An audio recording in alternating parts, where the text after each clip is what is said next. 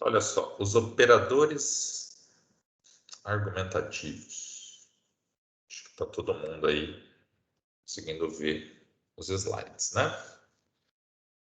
Olha só, tá, beleza. Um discurso argumentativo, ele precisa ter como qualquer texto, né? É preciso existir uma relação entre as partes do texto.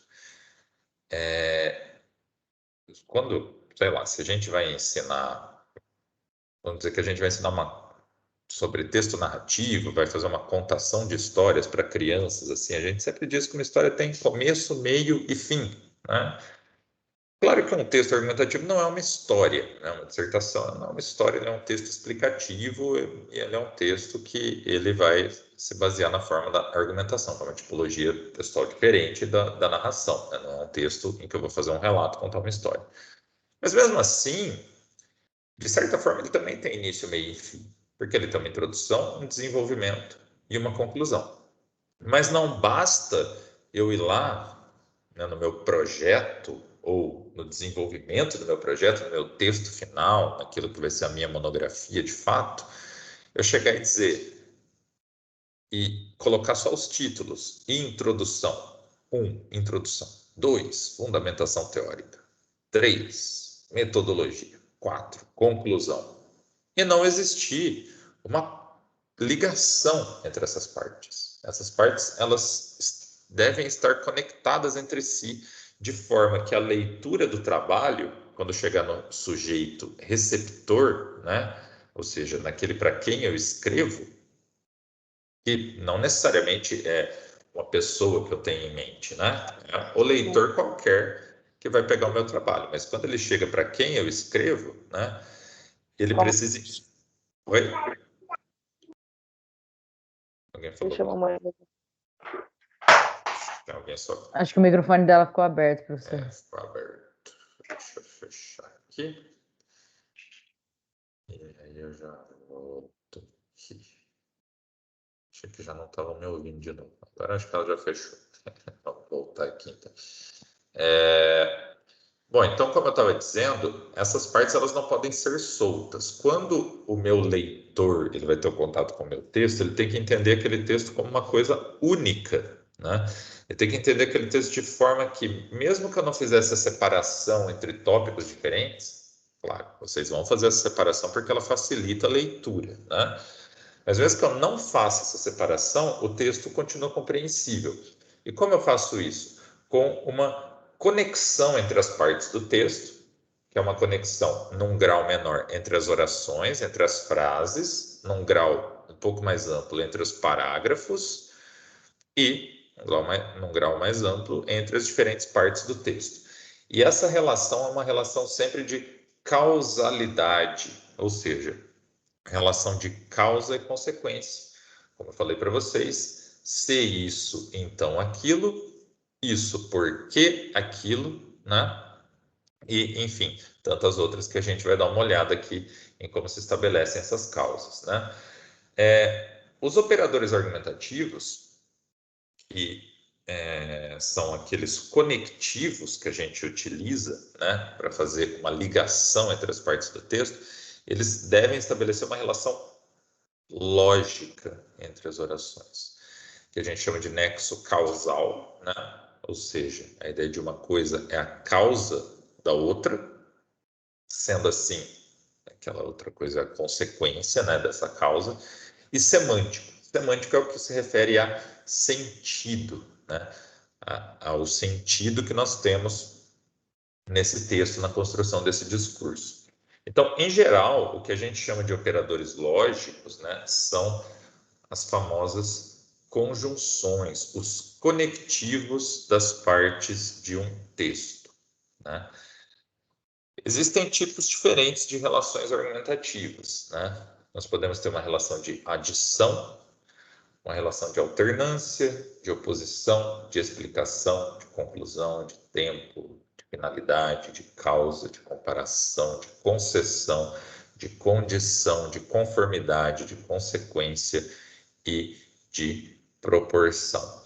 Esses tipos de relações argumentativas vão valer ali internamente, né, para qualquer tipo de argumento que eu vá construir.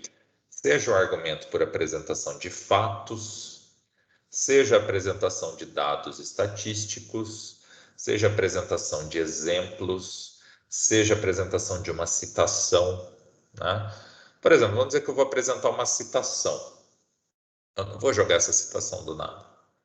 Essa citação, ela pode ser a explicação de alguma coisa que eu disse antes, né? Lembra aquilo que eu falei do exemplo, né? Eu digo assim, eu faço uma afirmação, né? Os países com alto nível educacional são, em geral, os países mais civilizados. Aí vamos dizer que eu pego um exemplo de um país qualquer e diga, apesar de não ser um país com alto grau de educação, o país X é um país civilizado. O que eu fiz com esse apesar de? Qual é a relação lógica entre o meu argumento inicial, né? Ou seja, minha frase inicial, minha proposição inicial, e aquela segunda? É uma de concessão, né? Ou seja, eu tenho uma afirmação que eu coloco como verdadeira, mas eu mostro que existem exceções, ou seja, eu estou fazendo uma concessão. É uma forma de argumentar. Eu mesmo já encontro quais são as exceções dentro daquilo que eu estou dizendo para mostrar, né, que essa exceção ela não invalida aquilo que eu disse. Pelo contrário, ela é só uma exceção. Na verdade, ela faz parte de um todo que valida aquilo que eu disse, né? Então, todas essas relações argumentativas que eu coloquei para vocês aqui, elas são usadas para estabelecer esse nexo causal dentro da construção da nossa argumentação, tá? Então, olha só, os exemplos, então, dessas relações, né? Esses nomes aqui em cima, vocês não precisam lembrar, né? É que alguns desses operadores, né, argumentativos são de construções de orações subordinadas e outros de coordenadas, mas isso não faz tanta diferença para a gente agora. Então, olha só, a gente tem uma ideia de causa, né? Não sair porque choveu, né? O motivo de eu não ter saído foi a chuva. De consequência, né? Choveu tanto que não saí, né? De condição, caso chova, não vou sair. De concessão, vou sair mesmo que chova, né? Comparação, hoje choveu tanto quanto ontem. De conformidade, choveu muito conforme eu havia previsto, como eu havia previsto. De finalidade, levei uma capa para que não me molhasse.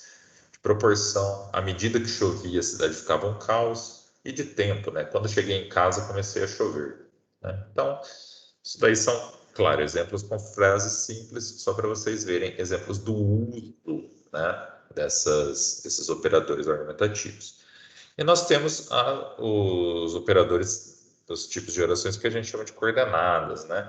Que são os de adição, de oposição, de alternativa, de conclusão e de explicação, né?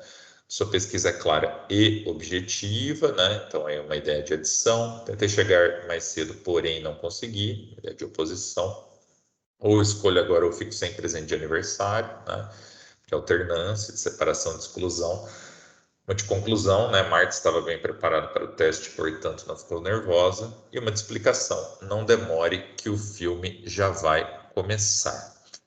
É muito importante, quando a gente estiver fazendo o nosso processo de escrita, a gente prestar muita atenção ao uso correto dessas conjunções, certo? Existe aquilo que sempre acontece, né, que são os erros que a gente vai melhorando depois, né, que é muito comum entre alunos de, às vezes, escrever as conjunções erradas, mas eu acho que, às vezes, um erro que a gente pode acabar carregando é de usar a conjunção em contextos errados, né? Então, por exemplo, usar um no entanto no lugar de portanto. Você está estabelecendo um nexo lógico errado, né? Se você estabelece o nosso nexo lógico que não é o que você queria estabelecer de fato, então o que você está fazendo? Você está entrando na contradição. Você não está cumprindo o princípio da não contradição, que é um princípio básico do discurso argumentativo, beleza? Com o uso dos operadores lógicos, eu vou conseguir. Agora eu descompartilhei aqui, mas vocês estavam vendo até agora, né? Estavam, né? Sim, professor. Tá, beleza. Com o uso dos operadores lógicos, eu vou fazer a construção entre as partes do meu texto, né? Vou fazer um exemplozinho aqui, então, com vocês, tá? Compartilhar aqui uma outra tela agora, né? De um documento em branco que eu vou chamar de minha lousa, né? Vamos dizer que esse documento é a minha lousa, então. Então, vamos dizer que eu começo a escrita, vou fazer aqui o resumo do meu projeto, eu começo a escrita desse resumo assim. Então, resumo do projeto. Esse, com esta pesquisa, demonstrar o trabalho em sala de aula com a disciplina. Vou fazer aquele exemplo que eu tinha dado para vocês um outro dia, né? De literatura, de forma interdisciplinar com conteúdos, disciplina de história. Beleza, aqui eu fiz uma afirmação inicial. Em geral, eu começo o meu texto, aqui eu estou colocando no resumo, mas essa frase ela também entra ali, né? Pode ser com diferenças ou pode ser igual, ela também entra na introdução do meu projeto, porque isso é o que a gente chama de uma declaração inicial, tá? Isso aqui... Professor, aumenta um Oi. pouquinho a letra. Não precisa aumentar a letra, aumenta a porcentagem lá embaixo que eu acho que dá certo. Aumento, claro. Aí, Então, coisa. isso aqui, gente, é o que a gente chama de uma declaração. Depois eu até mando esse arquivo para vocês ali também. Declaração inicial, tá? Que já é uma apresentação da minha proposição. Agora, vamos dizer que eu viesse aqui na frente e escrevesse assim, né?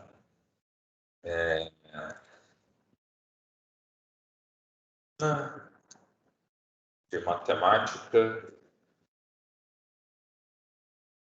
é muito importante no desenvolvimento do aluno do ensino fundamental. Qual que é o problema aqui? Alguém consegue me dizer?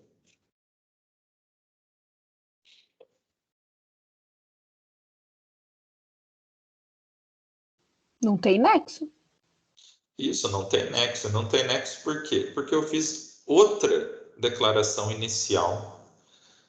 Só que é uma declaração inicial diferente da minha primeira, né? Então, o que é uma coisa muito importante na organização do meu texto? É justamente isso que você falou, não tem nexo. Como eu sei que não tem nexo? Como eu crio o nexo? Preenchendo uma expectativa. Qual a expectativa?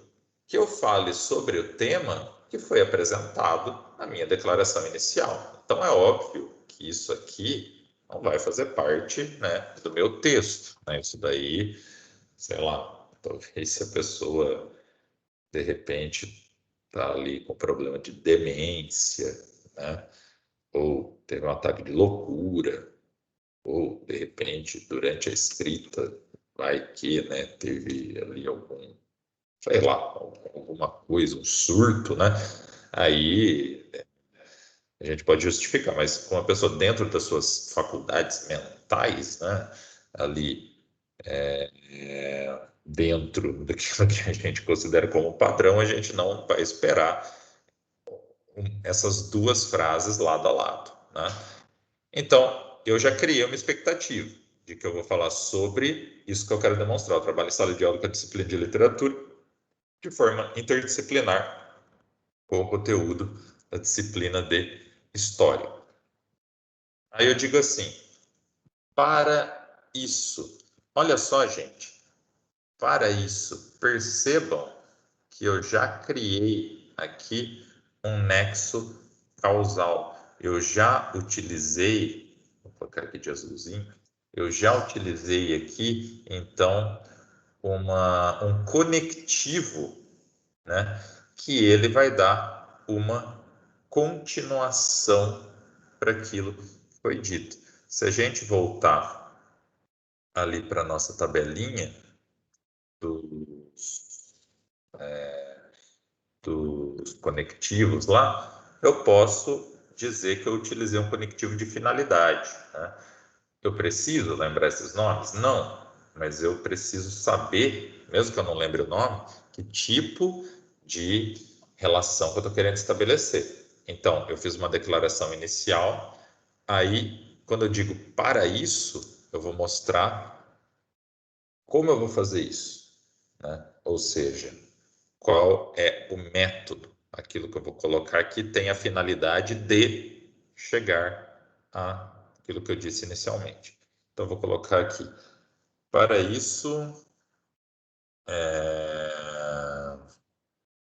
será utilizada, opa, esqueci do espaço,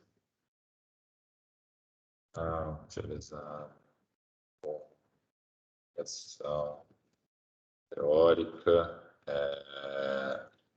os textos de teoria e crítica literária de Harry Eagleton,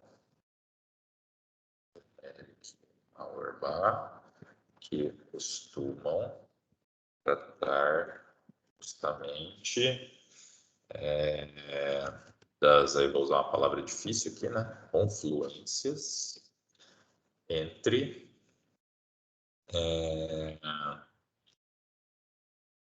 o... Enfim, vou colocar entre a história, né? Não precisa ter um texto perfeito aqui, vamos dizer que seja o meu rascunho, né? Que a gente está fazendo aqui na hora. Entre a história dos países e a literatura que estes viram em diferentes períodos. Então, olha aqui, eu já entrei aqui na fundamentação teórica em si? Não, eu só apresentei qual ela é. Em geral, é isso que a gente faz no resumo, né? A gente não entra em detalhes, né? Então, aqui eu só estou dizendo qual vai ser a minha fundamentação teórica. Qual é a finalidade do uso dessa fundamentação teórica? Demonstrar o trabalho na sala de aula com a disciplina de literatura de forma interdisciplinar com conteúdos da disciplina de história. Então, essa aqui é uma parte inicial. Então, aqui eu já estou partindo para argumentação, né? Então, vamos dizer, agora eu vou fazer sem um conectivo, né? Vai ser um nexo lógico que a gente chama de assindético, né? Sem conjunção, sem o uso de um conectivo que liga as frases, né? Mas olha só, a premissa desses autores é de que diferentes estruturas sociais, diferentes conjunturas históricas produzem formas literárias muito diversas entre si. Então, olha só, percebam que existe um nexo lógico. Aqui eu apresentei de qual teoria eu vou me valer e aqui eu fiz um resuminho da teoria. Então, olha só. Teoria que embasa minha proposta. Vou colocar isso em uma cor aqui, vermelho. E aqui, ó, cinza. em que consiste essa teoria. Beleza? E aí depois eu posso continuar meu texto, né? Eu posso dizer, no contexto da sala de aula, né? As ideias de Eagleton e Feuerbach podem ser trabalhadas por meio de uma organização do currículo que coloque lado a lado os conteúdos das disciplinas História e Literatura e os integre em um trabalho conjunto. Então, perceberam? Aqui eu fiz uma outra declaração, né? Que ela é tanto uma... como eu posso dizer? Bom, ela é tanto algo que veio dessa primeira declaração inicial, né? Quanto um desdobramento dessa primeira demonstração da teoria que eu vou utilizar, né? No que eu estou me baseando por essa premissa. Então, aí eu vou falar. Eu tenho essa teoria que mostra que é possível eu considerar, né, a disciplina de literatura lado a lado com a de história de forma interdisciplinar. Eu mostrei quem que fala sobre isso. Aí eu falo o seguinte, só que eles não falam disso no contexto da sala de aula. Então, eu mesmo estou dizendo, no contexto da sala de aula, essas ideias podem ser trabalhadas por meio dessa organização do currículo. Eu posso colocar aqui, o autor X, né, fala sobre essa organização, e aí, sei lá, posso citar aqui. Então, entenderam? O texto, né, cada frase, no momento que eu for pensar cada frase, cada parte do meu texto, existe uma relação dessa parte específica com a anterior, ela é um desdobramento dela, seja como algo, enfim, aí a gente tem os operadores lógicos como algo que explica, que se opõe, que adiciona alguma outra ideia, né? Que é causa da outra coisa, que é uma consequência e etc, né? E além de existir essa sequência entre as frases, elas, né, juntas, elas sempre se referem ao todo do texto. No caso, qual que é o principal do meu todo até aqui? A minha declaração inicial. Então, eu preciso ficar muito de olho em qual é a minha proposta. Todo esse resto é um desdobramento que vai explicar a minha proposta. É um desenvolvimento da minha proposta, beleza? E aí eu vou andando com isso, né? A partir dessa, como diria o outro, desse start inicial. Beleza, gente? Para que a gravação